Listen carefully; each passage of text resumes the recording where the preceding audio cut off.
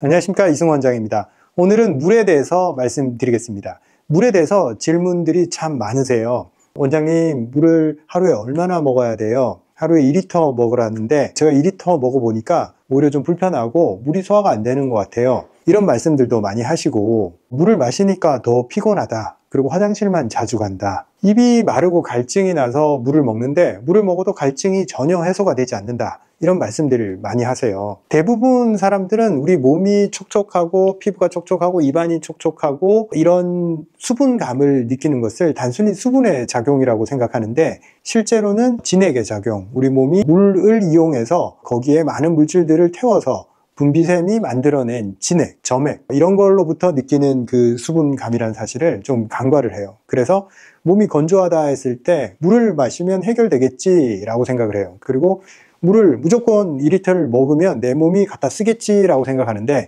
그렇게 단순하게 작동하지 않습니다. 자, 물이 몸에서 어떻게 쓰이는지 우리가 확실하게 알기 위해서 물이 어떻게 흘러가는지 한번 제가 설명을 해봐 드리겠습니다. 먼저 우리 입으로 물을 먹죠.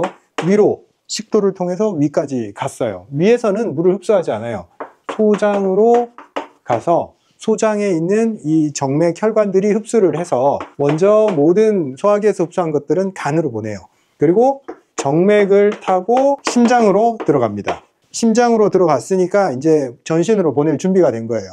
근데 그냥 보내지 않고 폐에 들어가서 산소를 태워서 혈액을 통해서 수분을 모세혈관, 여기까지 보내는 게 이제 큰 동맥이 하는 역할이겠죠. 심장에서부터 큰 동맥을 통해서 내 몸에 필요한 조직 근처에 가면 큰 혈관으로 가는 게 아니라 이렇게 굵은 혈관이 가다가 쫙쫙쫙 나뉘면서 아주 작은 혈관들로 분지가 됩니다. 그리고 세포 근처에서 이렇게 뿌려줍니다. 세포 주변에. 요거까지를 뭐라고 하냐면 조직액으로 들어갑니다. 조직액. 구체적으로 말하면 세포외액이라고 해요. 세포가 있으면 모세혈관이 요 주변에까지 도달을 시켜주는 거예요. 우리가 물을 먹는 최종 목적은 이 세포가 대사활동을 하기 위해서 필요한 수분을, H2O를 여기까지 넣어주는 거예요. 즉, 이 과정을 거쳐서 세포까지 도달하면 물의 여정이 끝나는 거예요. 이게 정상적으로 건강한 사람들은 당연하게 일어납니다. 물을 먹으면 세포가 기능이 활발해지고 세포가 물을 갖다가 쓴단 말이에요. 그런데 이제 어디서 문제가 생기냐? 나이가 좀 들어버렸어. 거기서부터 문제가 생기는 거죠, 항상. 쉽게 얘기하면 심장과 혈관이 약해지는 나이가 됐고, 우리가 한방적으로는 기와 혈이 딸리는 나이가 됩니다. 이게 문제죠. 기는 뭐라고 했어요? 기는 우리 몸에서 에너지를 흡수하고 에너지를 방출하는 역할을 한단 말이에요. 가장 많이 사용되는 게 위에서부터 기가 있어야지 소화 흡수를 하고 위가 따뜻해지고 음식을 이렇게 소화해낼 수 있는 거죠. 그런데 우리 물을 먹었잖아요. 기가 약한 사람들, 근육이 약하고 위장이 힘이 없는 사람들, 물을 먹고 여기까지 가야 되는데 1차 단계에서 딱 걸려버려요. 물이 위장에 저류합니다. 그래서 물을 2리터 먹어야 돼요 해서 물을 열심히 먹는데 배에서 꿀렁꿀렁 물소리만 나. 이건 무슨 얘기예요? 그냥 여기에 멈춰 있는 거예요. 여기에 멈춰 있으면 괴롭기만 해. 위가 무거워지고 위가 처지는 것 같고 물을 먹었는데 소화가 안 되는 것 같고, 한방적으로는 이렇게 저류된 수분을 담음이라 그래요. 몸에 쓰이는 좋은 수분과 영양소가 아니라 정체돼서 구정물이 되는 거예요. 오염된 물. 그래서 물을 먹어도 소용이 없다, 기가 허한 사람들은. 또 물을 먹었는데 심장이 힘이 약해. 펌프잖아요. 물을 돌리고 혈액을 돌리는, 우리가 물을 먹든 영양소를 먹든 흡수를 해서 그 다음 혈관에 들어가면 심장의 힘으로 다 돌려야 돼요. 그런데 혈관 안에 물이 많이 머무르게 돼. 여기서 벗어날 수가 없는 거예요. 모세혈관 단위로 들어가고 조직액으로 넘어가야 되는데 심장에 부담만 주면서 혈관 안에 많이 몰려 있어. 모세혈관들이 고장이 나서 그래. 이 미세한 혈관들이 소통이 잘 돼야 되는데 이 지류가 막히니까 이 혈관 안에서 물이 소통이 안 돼. 거기서 머물러 버리는 거예요. 그러면 이 많은 물을 감당하려면 심장이 힘들겠죠. 심장이 더 지치고 부어버려요. 그래서 더 혈액순환이 안 되는 현상이 생겨요. 물을 먹었는데 더 힘들어져. 지치고 피곤하다 그래. 그리고 이제 조직에까지 갔어. 혈관을 지나서 내가 필요한 데까지 갔는데 엉뚱한 데로 가는 거야. 몸 곳곳으로 쫙쫙 퍼져야 되는데 조직액 중 어디로 몰리냐? 하체, 이 다리 쪽, 발 쪽, 이쪽에 물이 고여버리는 거예요. 물이 여기도 가고 다 골고루 가야 돼. 분산이 돼. 희한하게도 혈관 시스템은 그렇게 만들어져 있어요. 우리가 이게 하나의 어떤 몸이 그릇이라면 당연히 물은 제일 밑으로 내려가겠죠. 근데 혈관은 분산 능력이 좋기 때문에 위에 있고 밑에 있고 이 차이를 극복을 해요. 그래서 물이 밑으로만 쏠리질 않아요. 그런데 혈관 시스템이 좀 문제가 생긴 사람은 하체 쪽으로만 몰려. 그래서 물이 확 밑에 몰려있고 맨날 다리가 부어있고 거기에 머물러 버리는 거지. 결국 이 조직에게 저류가 생기는 거예요. 물의 형태로. 이게 결국 심장에 힘이 약한 것도 연관을 주는데 모세혈관도 힘이 약해졌고 림프절도 찌꺼기로 많이 막혀 있는 거예요. 안 좋은 걸 많이 먹고 혈관에 찌꺼기들이 많이 껴 있으니까 이 소통이 안 되고 머물러 있는 그런 현상이 강해지는 거예요. 혈관 안에 수분이 많이 남아 있었을 때 나타나는 증상 중에 한 가지가 자꾸 소변이 마려워요. 혈관 안에 너무 많은 볼륨의 물이 남아 있으니까 심장이 자꾸 부담을 느끼잖아요. 그러면 명령을 내려. 이뇨작용을 시켜요, 자꾸. 나 지금 힘들어. 그래서 수분을 좀 빼내야겠어. 그래서 신장에 소변 빼는 신호를 자꾸 줘요. 혈액 중에 있는 수분의 양을 줄이기 위해서. 그럼 아까 말했듯이 혈관 안에 왜 물이 그렇게 많이 남아있냐? 이 모세혈관들로 이동이 잘 안 되니까 큰 동맥에 많이 몰려 있는 거예요. 이건 안 좋아, 안 좋아, 부담스러워 하니까 소변 신호를 자꾸 내놓는 거예요. 그래서 나이가 딱 들었을 때 심장이 약해졌을 때 밤에 깨서 자꾸 가게 돼. 밤에 심장이 이제 천천히 뛰고 약하게 뛰어야 되는데 혈액 내에 수분이 너무 많은 거예요. 그래서 부담스러우니까 심장이 그걸 버티지를 못하니까 자꾸 낮춰버리려고 하는 거예요. 물을. 압력을 낮추려고 자꾸 빼내려고 하는 거예요. 별로 나오지도 않는데 자꾸 오줌 누러 가는 거예요. 자, 그리고 한방적으로 우리의 몸의 시스템은 기혈수 시스템에 의해서 돌아간다 말씀드렸는데 이 수, 진액, 결국 최종적으로 우리 몸에 쓰이는 물은 진액의 형태라고 했잖아요. 세포까지 도달해서 이 세포가 대사의 산물로 뭔가 분비물을 내놓든 세포 기능을 활성화시키든 최종 쓰이는 형태를 우리가 진액이라고 얘기를 해요. 그래서 우리가 흘리는 땀도 세포가 만들어낸 거고 우리가 내놓는 소화액, 침, 모든 게 다 세포가 내놓는 거예요. 그냥 물을 먹었다고 그 물이 이렇게 나오는 게 아니란 말이지. 세포에 쓰이는 게 진액인데 우리가 마신 물이 진액의 형태까지 도달하기 위해서는 누가 도와줘야 된다? 기혈이 충만해야 된다. 근데 기혈이 약해진 사람들, 소화 능력이 약해졌고 혈액, 심장의 능력이 약해졌고 혈액의 운반 능력이 약해지니까 거기까지 가지를 못한 거예요. 여기까지 안 가고 다 여기서 다 끝나는 거예요. 단순히 물을 많이 마셔라 이런 데 집중을 하면 안 돼요. 먹어봐야 소용이 없다는 말이죠. 시스템상에 물이 쓰임이 일어나지가 않아요. 그래서 나의 어떤 부분이 문제가 있어서 내가 물을 제대로 처리를 하지 못하냐 이걸 확인을 하고 시스템을 복구를 하려고 해야 돼요. 그래서 오히려 이 물이 아니라 기혈에 집중을 해야 돼요. 그래서 기혈의 내 상황을 살펴서 물을 먹어야 된다는 거죠. 그래야지만이 물이 제대로 쓰일 수 있고 물을 잘못 먹었을 때 생기는 부작용을 피할 수가 있어요. 천편일률적으로 물을 2리터 먹어라 이런 개념에서 벗어나야 됩니다. 자, 먼저 기가 약해서 물이 위장에 정체가 된다. 이 부분부터 먼저 해결을 해야 돼요. 어떤 사람들이 이렇냐? 기가 약한 사람들. 근육이 가늘어요. 근육이 가늘고 추위를 많이 타고 몸의 열 생산이 약하단 말이죠. 그러면 어떻게 해야 되겠어요? 이 위장에 온도가 약하고 물이 정체가 되는데 찬물을 벌컥벌컥 먹으면 되겠어요? 절대 안 되는 거죠. 사실 이분들은 2리터를 먹으면 안 돼요. 물이 위장에 정체되어 있을 때는 일단 물을 땡겨 하지를 않아요. 이런 분들은 물이 당길 때 먹어야 돼. 갈증이 날 때 많이 먹을 수 있나? 아니에요. 조금씩, 한 번에 조금씩 자주 먹으면 돼요. 그리고 온도에 신경을 많이 써야 돼요. 물은 당연히 최소한 미지근하거나 좀 따뜻한 정도가 좋고 심지어는 체온을 잘 살펴야 돼요. 내가 추울 때 물을 먹으면 따뜻한 물을 먹어도 그 물이 딱 정체가 돼버려요. 원체 온도가 떨어지기 때문에 위장의 온도가 내 몸의 체온을 높여서 도와줘야 돼요. 그래서 물을 먹을 때 내가 좀 춥다 느낀다 혹은 여기가 좀 선선한 공간이다 그러면 일단 옷을 좀 껴입어요. 그래서 선선한 기가 좀 없어졌다 이때 물을 드셔야 돼요. 물 하나 먹을 때도 좀 까다롭다 싶지만 그래야지 탈이 안 나는 사람들이에요. 그리고 이런 분들은 기가 약해서 위장의 온도가 약하다 굉장히 묽은 소화액을 내놔요. 그래서 소화가 지연이 잘 일어나요. 위장에 음식뿐만 아니라 찌꺼기들이 많이 남아있기 때문에 물을 여기다가 또 더 보탠 상태에서 소화를 하면 소화액이 다 희석이 돼버려요. 안 그래도 약한 소화액인데 밥 먹을 때 이분들도 잘 안 넘어간단 말이에요. 그래서 물에 말아 먹거나 밥 먹을 때 목 넘김 때문에 자꾸 물을 먹는 경우가 있는데 조심하셔야 돼. 식사 중에는 물을 최소화시켜야 돼요. 근데 이분들이 또 여기가 뻑뻑하기 때문에 물을 안 먹으면 잘 못 넘기고 걸린단 말이에요.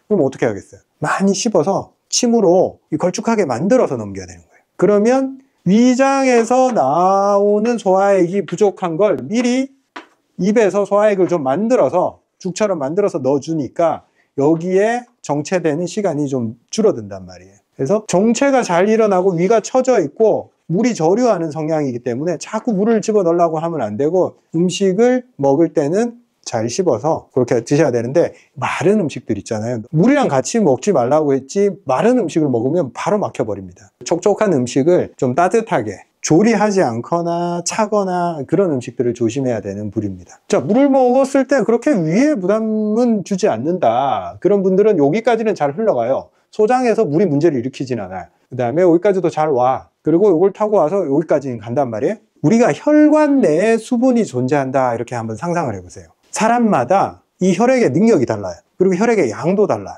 그걸 어떻게 알 수 있을까? 쉽게 알 수 있어요. 두 부류로 생각을 하면 됩니다. 혈액의 양이 많다는 기준은 과체중 그리고 고혈압.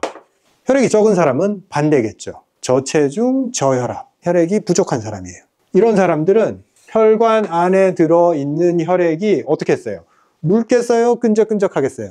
끈적끈적해요. 끈적끈적하고 점성도 높고 혈관에 찌꺼기들이 껴서 이 혈관을 막아서 문제가 되는 경우가 많아요. 이런 사람들은 혈액이 묽으면 묽을수록 몸이 가볍게 느껴지고 혈액순환이 잘 되고 혈압을 낮출 수가 있습니다. 그리고 반대로 혈관 안에 혈액이 부족해. 꽉 차 있어야 될 혈액이 반밖에 안 차 있어. 저혈압에 핏기가 없고 우리가 허혈이라고 얘기를 하죠. 창백하고 핏기 없는 사람들. 아침에 일어나지를 못해요. 힘들어서. 얼굴이 하얀 사람들이 많아요.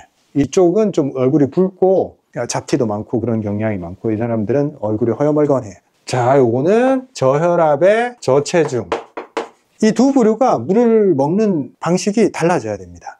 자, 일단 요 부류부터 한번 봅시다. 요 부류는 혈관 안에 혈액의 양이 적기 때문에 수분의 양도 많아도 돼요. 많을 필요성이 있어요. 그리고 혈액의 볼륨을 늘려야 된다. 요걸 위해서 뭘 해야 되냐면 수분이 혈관 안에 많이 머무르게 하려면 간단해요. 나트륨을 많이 먹으면 돼요. 그래서 이런 사람들이 조금 허약 체질이기 때문에 소금 먹으면 안 된다, 저염식하고 막 그러는 경향이 있는데 큰일 나요. 이 사람들은 나트륨이 반드시 필요해요. 그래서 혈관 안에 수분의 양이 많아졌을 때 이 볼륨을 유지하고 혈압을 유지시킬 수 있고 추동력을 만들 수가 있어요.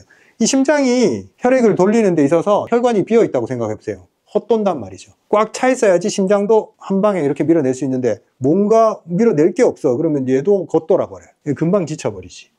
그래서 이분들은 소금이 중요하다. 혈관 안에 혈액의 양을 늘리기 위해서 소금을 먹는 게 중요합니다. 그래서 제가 그런 분들한테 추천하는 것은 용융소금, 저희 제품 아니어도 괜찮습니다. 순수한 소금 형태로 만들어 놓은 제품들을 먹게 되면 아주 빠르게 수분 공급을 할 수가 있습니다. 이제 이분들은 물을 어떻게 먹어야 되는지 아시겠죠? 소금을 타서 먹으면 돼요. 기준은 500cc에 3g 정도의 소금을 넣으면 됩니다. 그러면 0.6%의 소금물이 되기 때문에 딱 적당해요. 먹으면 우리가 좋아하는 어떤 국물 정도의 간이 됩니다. 먹으면 물이 잘 흡수가 된다는 느낌도 받고 물이 미끌미끌한 느낌을 받아요. 이런 체질들은 물을 먹으면 물이 버겁다라는 느낌을 받는데 그 소금을 딱 타서 먹으면 물이 매끄럽게 넘어간다, 부드럽다 이런 얘기를 합니다. 그러면 이제 요분들이 문제예요. 과체중에 고혈압, 혈관 안에 찌꺼기가 많고 당에 노출이 쉽게 됩니다. 당을 많이 먹으니까 과체중이 됐고 당을 또 많이 먹고 혈당에 오래 노출되다 보니까 혈관 안에 염증이 잘 생겨요. 그래서 혈관이 깨끗한 게 아니고 끈적끈적하고 거칠고 상처도 잘 나고 혈관의 건강도가 많이 떨어져 있고 심혈관 질환에 많이 노출이 되고 뇌졸중, 고혈압, 당뇨, 우리가 말하는 성인병에 노출되겠죠. 그러면 이분들은 물을 어떻게 먹어야 되겠냐? 과체중이니까 혈액의 볼륨도 높다고 그랬잖아요. 그러면 이분들은 물을 적게 먹으면 되나? 이분들도 물을 많이 먹어야 돼요. 그런데 여기랑 똑같은 방법을 쓰면 바로 혈압이 올라갑니다. 소금을 딱 해서 먹으면 혈관 안에 수분의 양이 많아지니까 혈관 자체가 압박을 받게 되겠죠. 혈압이 올라가게 돼 있어요. 심장도 더 부담스러워지고 원래도 고혈압이니까 당연히 더 부담되겠죠. 어떻게 해결하면 좋을 것 같아요? 좀 어려워 보이죠? 어려워. 왜냐면 오랫동안 혈관을 괴롭혀 놨어요. 안 좋은 걸 너무 많이 먹어서 이 큰 혈관의 문제가 아니고 실질적으로는 이 지류들, 이 가지 혈관들은 더 잘 막히거든요. 이 큰 혈관에 비해서. 얘들이 이미 기능이 많이 상실돼 있어요. 그래서 원래 이 혈액이 많아도 크게 부담이 안 되는 게 우리 혈액의 볼륨의 대부분을 차지하는 거는 큰 혈관들이 아니고 모세혈관들이에요. 몸에 너무 넓은 범위에 굉장히 미세하게 퍼져 있으니까 압력은 다 이쪽으로 빠지게 돼 있어요. 얘들이 잘 통하면. 근데 이 끈적끈적한 혈액들을 먹고 살아왔기 때문에 작동하는 모세혈관들이 많이 죽어 있어요. 그래서 물도 많이 먹고 소금도 먹었는데 볼륨이 늘어나니까 감당을 못하는 거예요. 근데 이분들이 소금이나 수분이나 이게 필요가 없나? 필요 있어요. 왜? 이 끈적끈적한 것을 희석시키기 위해서는 반드시 물이 필요해요. 뻑뻑하고 너무 농도가 안 좋고 그걸 반드시 희석시켜야 되기 때문에 소금을 포함한 물이 필요합니다. 근데 소금을 먹으니까 이게 혈압도 오르고 하니까 이게 부담스러워하는 거예요. 그럼 어떻게 해결해야 될까? 이 모세혈관들을 살려야 돼요. 그리고 조직이, 세포가 이 당을, 이 끈적끈적한 찌꺼기 당들을 빨리빨리 가져가게 만들어야 됩니다. 내가 음식은 헤비하게 먹으면서 세포가 에너지를 쓰는 일들은 안 만드는 거예요. 우리가 먹은 당의 80%는 이 근육이 처리를 해요. 많이 먹었는데 내가 몸을 안 썼어. 그러면 그 당들은 도대체 다 어디 갔냐? 대부분 혈관에 많은 수로 남아있고 지방으로 환원이 되고 필요 없는데, 원하지도 않았는데 갔다가 해를 끼치고 있어요. 그걸 해결하려면 원래 사용해야 되는 기관이 그걸 가져가 줘야 돼. 우리가 먹지도 않는 물건들을 막 시켜서 집 앞에 택배가 이만큼 쌓여 있어요. 그걸 나는 별 필요가 없으니까 뭐 그냥 내비둬. 그러면 집 앞이 엉망이 되겠죠. 그걸 치워내려면 어떻게 해야 되냐? 그거 필요한 사람들한테 갖다 주면 돼요. 내가 안 쓰는 거. 내 욕심에 의해서 그렇게 주문했던 거, 그거 나는 안 쓰니까 일단 필요한 대로 빨리빨리 갖다 줘야 돼. 그래야지 집이 깨끗해져. 요 혈관 끝에는 다 세포들이 있고 근육이 있잖아요. 갖다 쓴다 하면 막혀있던 혈관들이 다시 뚫리거나 아니면 이거 못 쓰게 됐으면 우회로를 다시 만들어요. 새로운 혈관을. 그래서 쓰면 무조건 길이 생긴다. 갖다가 썼으면 이 찌꺼기들이 에너지원으로 쓰인다는 거죠. 그래서 이 사람들은 어떻게 물을 먹어야 되냐? 운동을 하면서 물을 먹어야 돼. 운동을 했다라는 사실은 어떻게 알 수 있냐? 몸에 땀이 나야 돼. 이 땀이 뭐라고 했어요? 누가 내놓는 거라고 했어요? 세포 활동의 결과물이다. 내 피부 끝까지 모세혈관을 거쳐서 내 세포까지 전달이 됐다 라는 결과물이에요. 이때 물이 쓰임이 일어난다고요. 내가 운동도 안 하면서 물을 많이 먹고 소금 좋다길래 소금까지 해서 물을 섭취를 했어. 다 혈관에 머물면서 내 혈관을 힘들게 했는데 내가 땀을 내고 운동을 하고 수분을 소비를 하고 세포 활동을 시켰고 당까지 끌어다 썼어. 그 다음에 물을 넣어줘봐. 청소되고 있는데 깨끗한 물을 넣어주는 거예요. 얼마나 좋겠어. 몸이 올시구나 한다고 혈압 안 올라가요. 그 상황에서는. 왜? 내가 필요한 거 좋은 게 왔구나 라고 느끼고 이미 혈관 안에 볼륨이 줄어 있으니까 물이 들어오면 땡큐지. 자, 봅시다 여러분. 우리가 그냥 물 먹으면 좋다라고 단순하게 생각을 해요. 그 사람들이 건강을 위해서 물 2리터 얘기하면 그것만 기억해. 그게 아니라는 거죠. 어디서 물이 쓰이는지, 내 몸에 물이 혹시 정체되고 있는지 그걸 들여다보면서 사용을 해야 되는 거죠. 물의 올바른 사용 방법이라 할 수 있습니다. 시스템, 기혈이 제대로 돌아가지 않는데 물을 때려 넣는다고 해서 물이 진액으로 변하냐? 안 된다 이거죠. 택도 없다 이거죠. 그래서 내 기혈이 제대로 돌아가는지 시스템까지 신경 써가면서 물을 먹자. 그때는 물이 2리터든 3리터든 상관이 없어요. 운동하는데 물이 얼마나 많이 필요하겠어요. 필요할 때 넣어주자. 아까 이 사람들도 마찬가지예요. 갖다 쓰지도 못하는 이 허약한 위장 때문에 많이 줘도 못 써요. 그래서 위장이 힘이 좀 생기게 자꾸 상황을 만들어주고 그 다음에 잘 먹는 물이든 음식이든 잘 먹는 위장을 만들어주는 데 초점을 맞춰야지. 그런 거 생각 안 하고 뭐 2리터 먹어야지 되겠냐고. 이 사람 기가 약하다고 했잖아요. 그죠? 이 사람도 운동해야 돼요. 이 허약한 사람들은 땀을 흘리기 위해서 운동하는 게 아니고 근육을 만들기 위해서 운동을 하는 거예요. 근육의 볼륨. 결국 당을 갖다 쓰고 물을 갖다 쓰는 가장 큰 범위의 세포, 근육세포.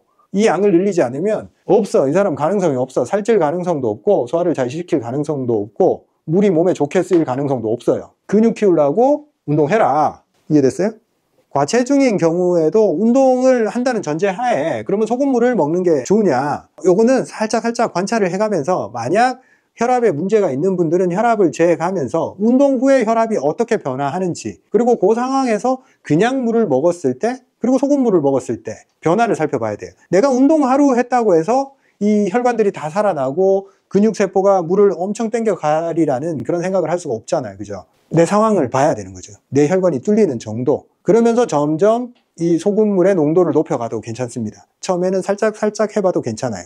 우리 환자들도 치료했을 때 심장이 튼튼해졌을 때 밤에 소변 보러 안 가더라 이렇게 바뀝니다. 그런데 일상생활에서 우리가 물을 먹는 습관에 대해서 조금 주의를 해야 돼요. 밤에 소변 때문에 깨게 되면 수면의 질이 엄청 떨어지기 때문에 우리가 저녁을 먹고 자기 2시간 전에 수분을 섭취를 하고 자기 전에는 좀 소변을 배출을 한 다음에 깨지 않게 좀 만들어줘야 돼요. 그래서 우리가 수분 섭취량을 이렇게 높이는 것은 가급적 오전, 아침, 낮 이런 데 국한시켜야 돼요. 활동량을 거기에다가 많이 몰아서 하고 수분 요구량을 그때 많이 하는 거예요. 그러니까 수분의 시스템이 회복이 되면 내 몸이 물을 사용을 할 줄 알게 돼요. 물이 많았을 때 처리 능력이 높아지고 물이 적었을 때도 버틸 수가 있게 돼요. 근데 그 시스템이 없는 사람은 낮에도 물 요구량이 별로 없는데 밤에도 수분이 혈관 안에 너무 저류가 돼서 심장에 부담을 주니까 또 소변 보러 가고 싶고 이렇게 되는 거예요.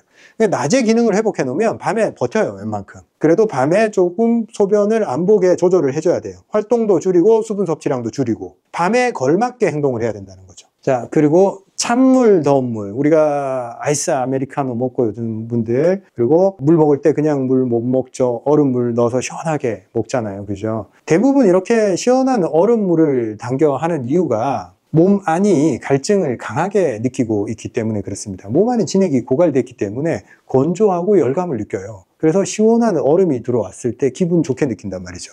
그래서 자꾸 당겨 하는데 당장은 좀 시원하게 느끼겠지만 실질적으로 우리가 얼음을 피부에 댔을 때 어떻게 됩니까? 혈류가 들어오는 걸 제한을 하고 이 부분에 혈류 공급을 줄이게 하는 역할을 하죠. 멍이 들고 상처가 생겼을 때 얼음찜질 하는 거랑 내가 얼음물을 먹는 거랑 똑같아요. 소화기에 얼음물이 들어왔을 때 소화기 쪽으로 혈류가 오지 마라 하는 거랑 똑같아. 그러면 소화를 하지 마라 하는 거랑 똑같고 영양을 흡수하지 마라 하는 거랑 똑같아요. 그래서 소화를 굉장히 방해를 하고 혈관 시스템에 문제를 일으키게 됩니다. 자꾸 오지 마라 신호를 주면 진짜 안 와요. 나중에 문제가 더 생기는 거죠. 자꾸 답답하고 열감이 있으니까 찬 걸 찾지만 실제로는 항상 부드럽게 따뜻하게 어루만져 줘야 되는 게 안쪽 내장이라는 거죠. 그리고 실제로 50대가 넘어가면서부터는 찬물을 더 조심해야 됩니다. 안에 진액이 더 메마르고 혈류 공급이 더 떨어지기 때문에 찬 걸 자꾸 먹다 보면 혈관 기능이 계속 떨어지게 됩니다. 그러면 꼭 무조건 그렇게 따뜻한 물만 먹어야 되냐? 본인 몸 상태를 잘 살펴봐서 내가 진액이 충만하고 너무너무 잘 돌아가서 내 몸에 열이 많아. 그런 경우에는 안쪽도 좀 식혀줘야 될 필요성이 있어요.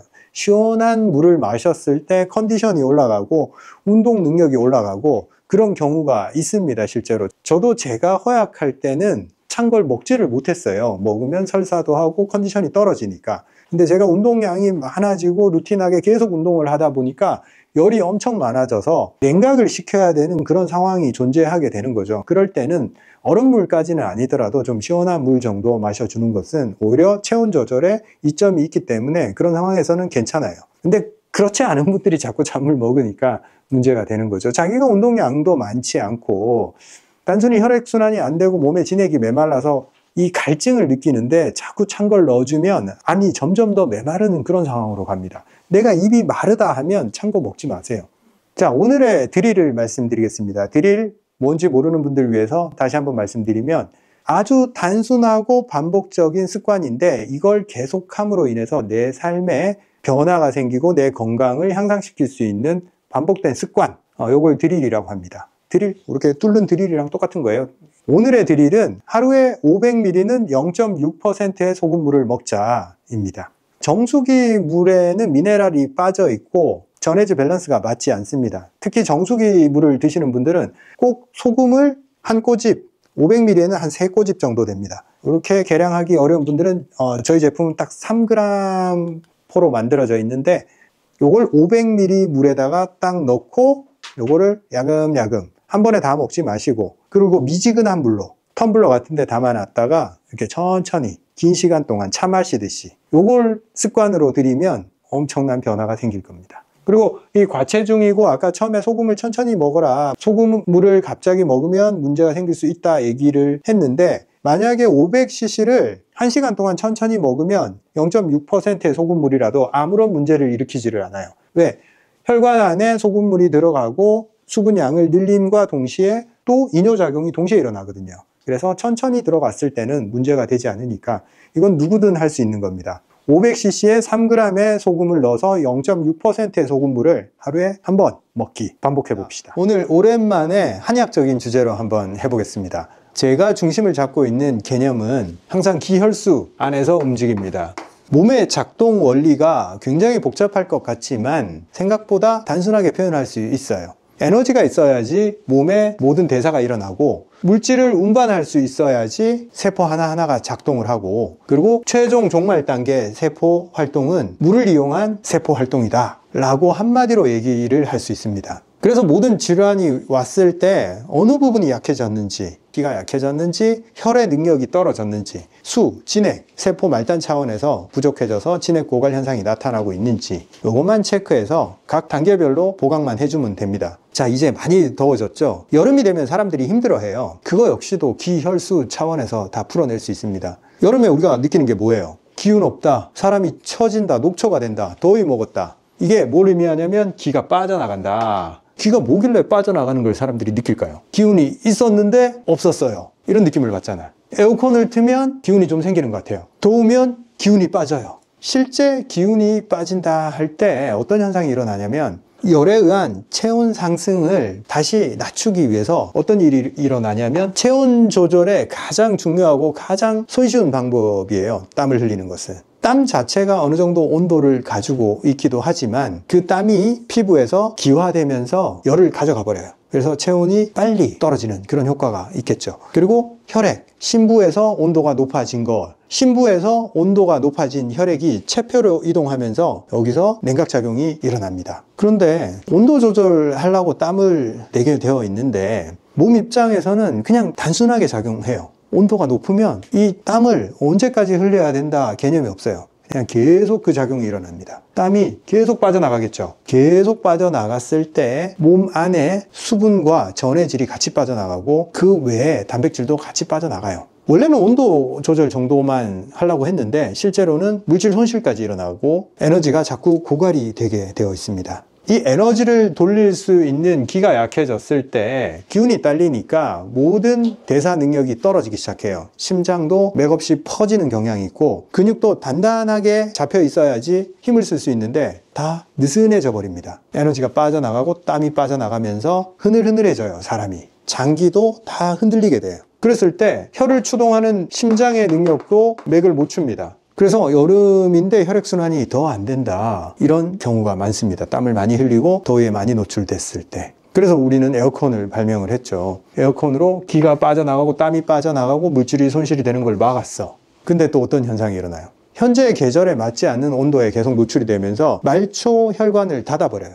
왜? 혈액을 체표로 보낼 정도의 온도가 아니야 라고 생각하면서 체표 혈관을 닫아버리기 시작해요. 모세혈관이 닫힌다는 건 뭘 의미해요? 혈액순환을 방해를 시킨다. 에어컨에 계속 노출되는 계절이 오면 사람들이 혈액순환 장애를 호소를 하기 시작해요. 머리가 띵하고 집중력이 떨어지고 소화가 안 되고 근육이 아프고 담이 결려요. 땀으로 수분이 많이 빠져나갔고, 그리고 여름에 맥을 못 쳐서 심장 능력도 떨어졌고, 혹은 에어컨을 켜서 체표순환이 떨어지게 됐을 때 당연히 세포 활동도 떨어지고 세포가 건조해지기 시작합니다. 수분 부족에 시달리게 되는 거죠. 변비가 오고 소화가 안 되고 입이 마르고 소변 문제도 잘 생기게 됩니다. 여름이 됐을 때 겨울보다 컨디션이 좋아지는 분들이 계세요, 분명히. 근데 여름에 컨디션이 나빠지는 사람들도 꽤 많습니다. 대체적으로 열이 많은 사람들이 더 힘들어해요. 컨디션이 난조를 보이고 생체 리듬이 깨져버립니다. 그래서 그걸 극복하려고 계속 에어컨에 노출되니까 또 다른 문제가 또 생기고. 땀 얘기를 조금 더 자세하게 얘기를 하면, 우리가 운동을 하고 내 몸을 많이 사용해서 나는 땀은 순환을 바탕으로 해요. 우리가 심폐활량을 높이고 심박수와 폐활량을 높이고 에너지 대사를 많이 하면서 혈액이 빨리빨리 움직이면서 세포 대사, 근육에서 에너지를 많이 사용하면서 거기서 열이 났을 때 흘리는 땀, 그거는 모든 대사가 체계적으로 제대로 일어난 결과예요.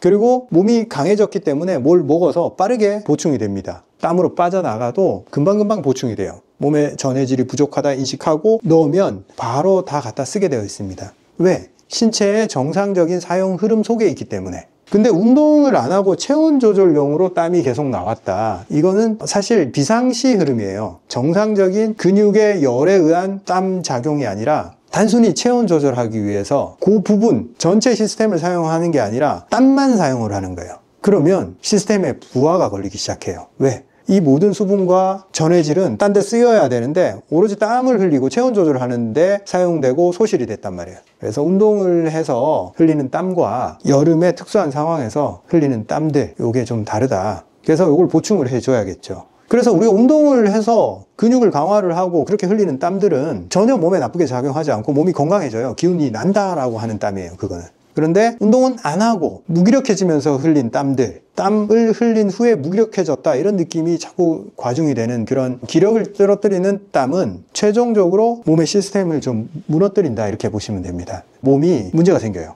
자, 그러면 이런 여름에 어떤 음식을 먹어서 몸에 기력도 생기고 혈도 만들고 진액도 충만하게 만들 수 있을 것인가, 음식에 대해서 말씀을 드리겠습니다. 기혈수가 공통적으로 떨어지는 계절, 땀을 많이 흘린 이후에 이런 모든 일들이 일어났겠죠. 그 결과로 위장도 약해졌고 대장도 약해졌고, 여름 되면 막 설사하는 사람들 있잖아요. 결국 이 기혈수가 약해져서 그런 거예요. 그러면 이렇게 동시다발적으로 위장까지 약해졌는데 보강하겠다고 막 기름진 거 많이 먹잖아요. 탈이 나. 또 수분이 많이 부족해. 과일만 계속 먹잖아요. 그렇게 하면 또 온도 조절에 대한 문제가 생겨서 결국에는 냉방병이나 이런 현상에 더 노출될 수가 있습니다. 진액이 부족하다. 그래서 그래, 난 수분을 많이 먹어야겠어. 물 많이 먹고 과일 많이 먹고 이렇게 보충을 하잖아요. 그러면 자칫하면 속이 냉해져서 위장 기능이 더 망가지는 경우도 있어요. 여름철 섭생이 그래서 중요한 겁니다. 첫 번째로 추천드리는 음식은 닭고기예요. 닭고기인데 그냥 말고 삶아서 찹쌀이랑 찹쌀 닭죽, 요걸 먹게 되면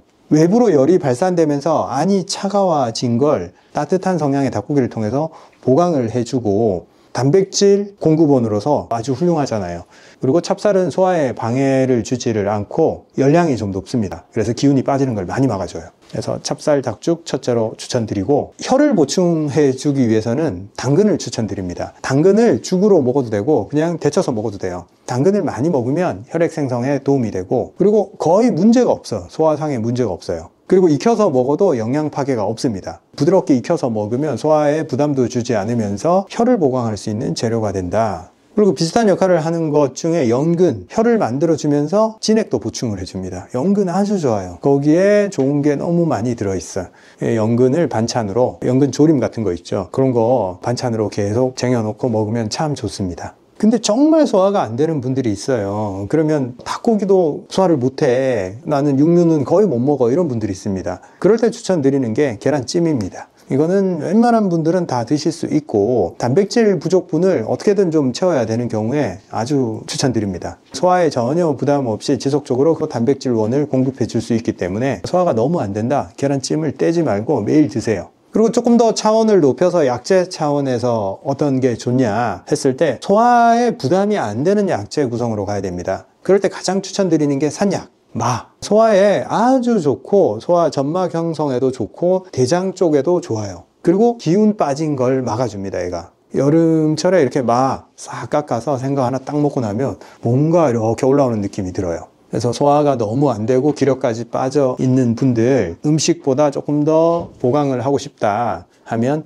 마를 추천드립니다. 그리고 마와 어울리는 약재가 백봉력. 여름철에도 수분 저류가 생겨요. 잘 처리를 하지 못하면 몸이 무거워지고 붓고 수분이 잘 흐르지 않는 느낌을 받습니다. 그럴 때 가장 안전하고 부드럽게 처리할 수 있는 약재가 백봉령입니다. 백봉령은 또 심장을 안정화시키는 작용이 있어서 불안을 낮춰주고 심장의 기운까지 올려줍니다. 그리고 불필요한 수분 대사를 깔끔하게 처리를 해주고 부족한 수분도 어느 정도 보충하는 역할이 됩니다. 그래서 산약 백봉령 조합은 아주 궁합이 좋아요. 그리고 땀을 너무 많이 흘려서 피부가 막 건조해지는 사람들이 있어요. 그리고 호흡기가 약한 사람들은 여름에도 건조함을 느낍니다. 땀 흘리고 나면 기침을 하는 사람들이 있어요. 이런 분들은 사삼, 맹문동, 호흡기를 촉촉하게 해주는 그런 약재 조합 아주 좋습니다. 그리고 땀을 많이 흘렸을 때 체온이 잘 조절이 안 될 때 시원하면서 진액을 보충해 주는 게 맹문동이기 때문에 여름에 아주 주요하게 잘 작용을 합니다. 그래도 피로가 안 풀리고 기운이 딸린다 그러면 구기자 차를 드세요.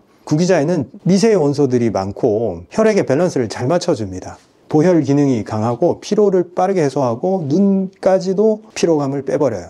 그래서 구기자차를 자주 드시면 피로감을 많이 해소할 수 있고, 특히 여름에 기운 빠지고 체력 떨어질 때 좀 달라지는 걸 느낄 수가 있습니다. 여름에 열이 너무 많이 올라서 심장이 힘들어지고 두근두근하고 밤에 잠을 못 자고 열 때문에, 이 심장의 열 때문에 잠을 못 자는 분들이 많아요. 심장을 안정화시켜주고 혈액을 말초로 분산시켜서 심장의 부하를 낮춰주는 작용을 하는 게 단삼이라는 약재가 있어요. 단삼도 통강 내서 차로 끓여 먹어도 괜찮고, 여기다가 당귀 조금만 넣어서 보혈 기능을 도와주면 아주 좋은 조합이 됩니다. 지금 말씀드리는 이런 약재들은 다 차로 드셔도 안전한 조합이니까 다 드셔도 괜찮습니다. 그리고 기운 빠지는 여름에 하루를 잘 설계를 해야 됩니다. 아침에 요즘은 5시 한 40분 정도 되면 해가 떠요. 좀 해가 일찍 뜨기 때문에 생활 리듬을 훨씬 더 앞당기는 게 좋습니다. 해가 뜰 때부터 활동을 하는 게 좋고, 또 여름에 너무 더워지면 해가 뜨기 전에 활동을 하면 너무너무 좋습니다. 해가 높이 떴을 때는 그 빛의 파장이라든지 이런 게 사람을 지치게 만들어요. 그래서 아침 햇살은 파장이 다릅니다. 내가 저번에 이런 얘기를 하니까 어떻게 과학적으로 그게 말이 되냐. 저는 내가 직관적으로 알 수 있는 부분에서는 과학도 끌고 오지 않아요. 아침에 한번 태양을 보고 낮에 태양을 느껴보시라고. 아침 태양은 파장이 아주 좋아요. 생명력이 느껴지고 온화하고 사람의 기운을 올려줍니다. 근데 높이 뜨거나 지는 해는 사람을 조금 힘들게 해요. 그래서 아침 해를 잘 활용을 해야 된다. 아침부터 그 태양의 에너지를 사용해서 내가 기운을 만드는 작업들을 아침에 하면 하루를 그걸로 버틸 수가 있습니다. 그리고 아침에 우리가 시동을 걸어서 쭉 돌리면서 혈액이 가장 왕성하게 도는 시점이 점심때쯤에 피크를 쳐요. 그 다음부터는 또 떨어지거든요. 피로가 누적이 되기 때문에. 그 점심때 혈액이 잘 돌 수 있게 점심을 먹고 나서 반드시 산책을 해줘야 됩니다. 저도 점심 먹고 항상 산책을 하는데 여름에 뜨거워지면 그게 감당이 안 되잖아요. 태양이 너무 강해서. 그럼 저는 우산 쓰고 나가요. 양산 쓰고 나가거나. 남자는 양산 쓰면 안 되나, 그런 개념이 저는 없기 때문에 햇빛 딱 피하고 이렇게 딱 쓰고, 커다란 그 우산 있잖아요. 그런 거 딱 쓰고 나가면 얼마나 좋아. 그늘이 나를 따라와. 이렇게 여름에는 산책을 할 때 태양을 좀 피하면서 할 수 있는 본인의 방법들, 그거 아니더라도 여름에는 나무가 울창해지니까 나무 그늘이 있는 코스가 생기잖아요. 그런 데로 산책하셔도 좋고, 그게 안 되면 이렇게 쓰고 해도 되고. 그리고 여름에 땀을 통해서 같이 전해질 손실이 자꾸 일어나고 나트륨 부족에 시달립니다. 그래서 땀을 많이 흘렸다 싶을 때는 반드시 소금 2꼬집 넣어서 마셔주면 빨리 보충이 돼요.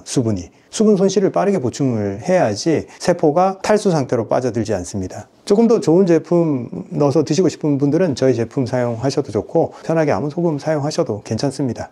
여름철에 생활 규칙이 무너지고 그때 건강이 문제가 생기는 분들이 있는데, 대부분 어떤 식으로 여름에 규칙이 무너지냐면 이 더위에 대한 대응 방식이 잘못됐기 때문에 규칙이 무너집니다. 땀을 많이 흘리니까 수분 부족, 입이 마르고 몸이 건조해지는 걸 느껴요. 그리고 에어컨도 몸을 자꾸 건조하게 만드니까 물을 당겨 합니다. 그런데 우리가 뭘 먹죠? 보통 사람들 자꾸 커피를 마셔요. 근데 커피는 수분 보충에 아주 안 좋아요. 커피가 가진 성향 자체가 건조한 성향을 가지고 있고 이뇨작용이 아주 강합니다. 즉 목말라서 물을 먹었는데 계속 물을 빼내. 물만 빠지는 게 아니라 체온까지 같이 빠지거든요. 그리고 냉방기가 틀어져 있죠. 체온이 떨어집니다. 진액이 빠져나가고 체온이 떨어지니까 혈액순환이 안 되고 무기력감이 따라오게 됩니다. 그리고 쉽게 피곤해지겠죠. 그래서 여름만 되면 나는 아무것도 하기 싫어, 그런 생각이 드는 분들 많을 거예요. 와, 정말 난 여름이 너무 싫어. 그러면서 이제 모든 활동을 접어버려요. 그나마 좀 하던 운동 안 하게 되고 생활의 규칙도 자꾸 늘어지게 됩니다.